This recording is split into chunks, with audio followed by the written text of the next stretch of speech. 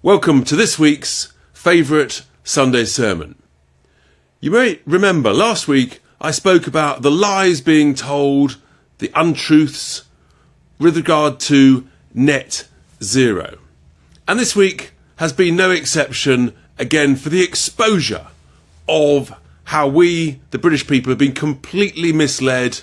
We've been lied to once again.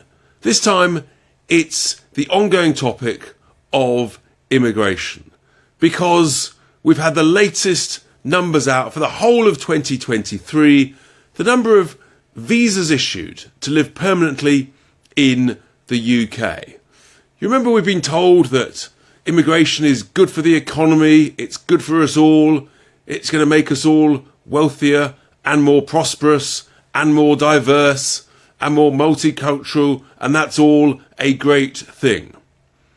But you also remember Boris Johnson, Conservative Manifesto 2019, saying that immigration numbers were going to come down. Yes, they were going to be reduced, particularly low-skilled immigration, below 200,000 in a year. So the number this year soared, once again, up to 1.4 million people, visas issued. That's a city the size of Birmingham. In 2023, a similar number of visas were issued in 2022. And it's now March, and I think in 2024 it'll be a similar number again. Now this is a precursor to the net numbers that are going to be issued by the Office for National Statistics in the back end of May. And I think those will show that probably somewhere between 500,000 and 600,000 people left the UK in 2023, and therefore the net number will be somewhere between 800 and 900,000. That's probably the first time you've heard that forecast. I could be a bit high, but in 2022 they increased their numbers to 745,000. I think now that net number will turn out to be 800,000 or more. So when housing rents go up, when house prices go up, when you see more chaos with A&E, with the inability to get an ambulance, waiting times, excess deaths, lack of hospital beds, all of this stuff, can't see a GP, can't get a dentist, it's all there, it's all obvious, because the population continues to grow at a huge rate. And we just haven't got the infrastructure to deal with it. But we're told it'll make us better off. Really? We've just entered recession, as I predicted. It's a shame when I'm right on a negative basis. And in fact, you see, we were told that immigration would increase the size of the economy and be good for the economy.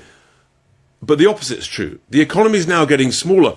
Per head, we're now in the longest recession, 7 quarters, the longest since records began in the mid-50s. What that actually means is that we have been lied to again and again, because it's not a coincidence that as immigration has soared, we've got the longest period per head of recession. The two things are directly linked.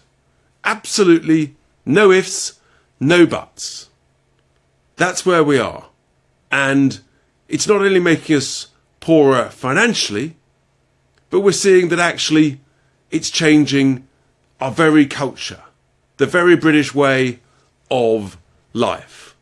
And we're seeing extraordinary things on our streets, the nature of these demonstrations.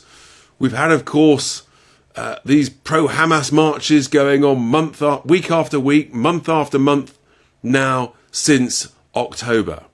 We've got the police frightened to do anything about it. And then we had the by-election result this week in Rochdale. Extraordinary scenes which I have commented on. I have to say, much more seasoned people in politics than me say this was the worst by-election they've ever seen in terms of the behaviour, the intimidation, the divisive nature of it, the worst they've seen in 30 years. Truly, truly shocking. Firebomb threats, death threats, the whole lot. And I have to say it was awful to be involved with it. So much for diversity and multiculturalism making everything better. The reality is that we are just at the foothills, let's call it Everest Base Camp of sectarian politics here in the United Kingdom. Who knows what will happen by the general election, but we have to face up to the reality that we could be experiencing numerous extremist, Islamist candidates being elected as members of parliament sitting on the green benches by Christmas. That's the way we're potentially heading. So these are extraordinary times, but fundamentally what I go back to is that we have been deeply, deeply misled and lied to. Because they promised that immigration would come down, instead the opposite's happened. Oh, and here's another extraordinary statistic. Of the 1.4 million visas issued, only just under 350,000 are for workers. The vast majority, some 600,000, are students and their dependents. And they all actually have a take on our infrastructure, our services. They're not contributing in any way to the economy, to the growth and prosperity of the economy. And then there's lots more dependents and others and family members, and so the list goes on. And that is why, unbelievably, it's making us worse off. How do we dig ourselves out of this problem?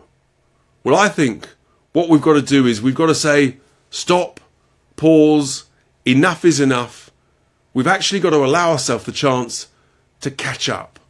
And that's why we've got to freeze non-essential immigration. One in, one out.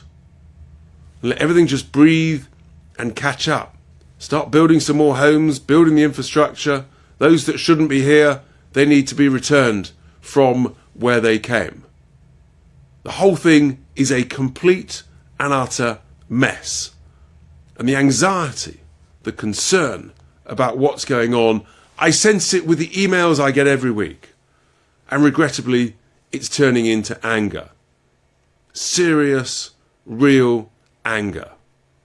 That's what happens, I'm afraid, folks, when our elite, our politicians, the establishments, they lie to us. They don't tell us the truth, and then it comes back to bite everybody in the backside. And with that, let's hope we have a better week this coming week. Here endeth my Sunday sermon.